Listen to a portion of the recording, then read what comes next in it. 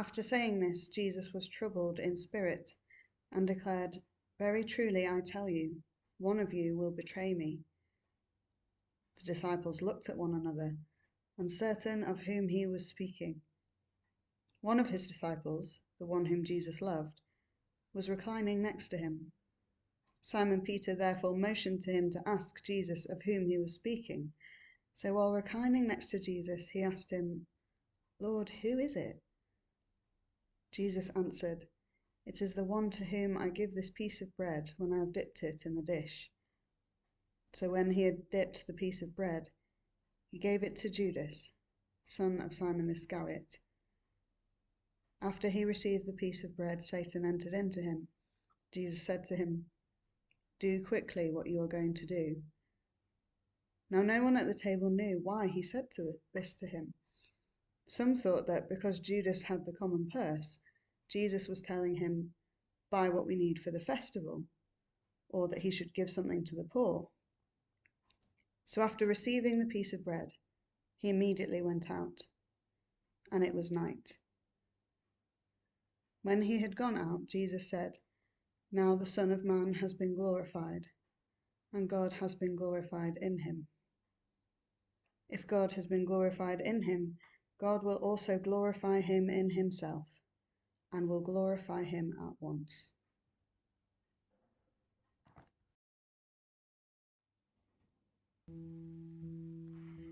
Jesus has been washing his disciples' feet. The Passover is nearly upon them. He knows that it is time. He must depart from them, and though he will return to them, this is the last time it will be exactly like this. The last time it will be like it has been these last 3 years. Knowing he must leave them for a little while, he loves them to the end. He begins to tell them, show them the things he wants them to remember, to do, to imitate. He's trying to tell them, pay attention. You will understand this later. He's trying to communicate, there is a plan here, a perspective you cannot yet see.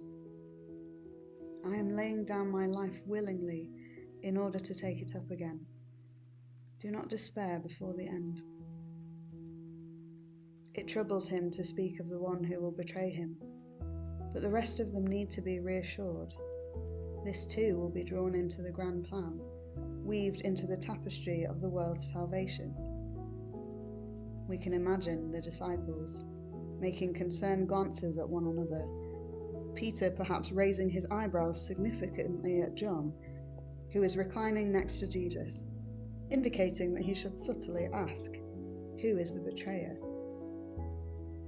Maybe Peter was afraid Jesus was talking about him.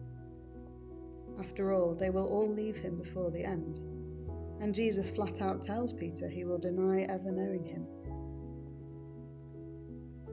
Christ hands the bread to Judas, not in an act of cruelty, but to fulfill yet another prophecy. Psalm 41. Jesus will have prayed it all his life, and now it takes on a new meaning. They think that a deadly thing has fastened on me, that I will not rise again from where I lie. Even my bosom friend in whom I trusted, who ate of my bread, has lifted the heel against me. Perhaps the bread is a lifeline, a last act of friendship, the opportunity to confess, relent, be forgiven. Instead, Judas accepts the role of adversary. Do quickly what you are going to do. This is a necessary part of the story. Let's not procrastinate. Throughout the Gospels, Jesus seems to have an urgent sense of timing, of what must happen when. Judas must betray him tonight, so that Jesus is executed in time for Passover, in time for the Sabbath, so that he can lie dead for 3 days and rise on the first day of the week.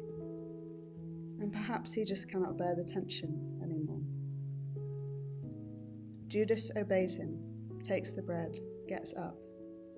The other disciples, perhaps embroiled in their own thoughts about who the traitor is, miss the crux of this conversation. They assume he has asked Judas to do something financial, or something to prepare for the Passover. They are, in an important sense, correct in this assumption. The text tells us that immediately Judas goes out, and it was night. The sense is events are now set irreversibly in motion, that night has fallen all at once, that a thick sense of obscurity and fear will shroud the next act of this story. And yet, into this darkness, Jesus speaks. Now the Son of Man has been glorified, and God has been glorified in him. If God has been glorified in him, God will also glorify him in himself, and will glorify him at once. Wait, what? What is glorious about being betrayed by a friend? What is glorious about being arrested, beaten, held under false charges, executed by the imperial state in the most humiliating way possible? Yet to Jesus, this is the threshold on the path from glory to glory.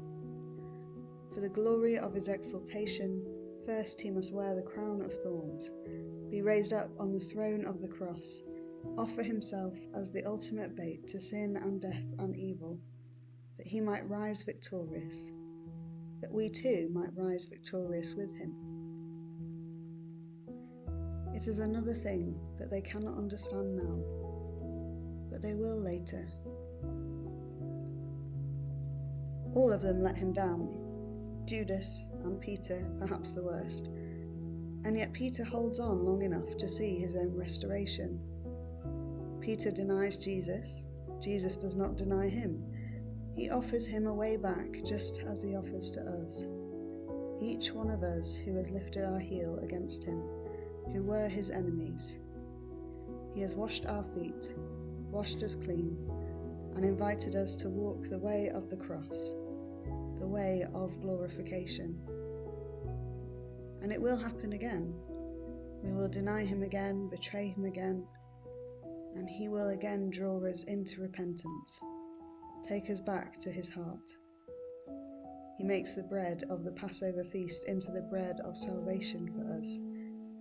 He offers us the wine as the blood of a new covenant, one in which he fulfills all the conditions. And just as God is glorified in him, he offers us something wild and impossible, that God could be glorified in us.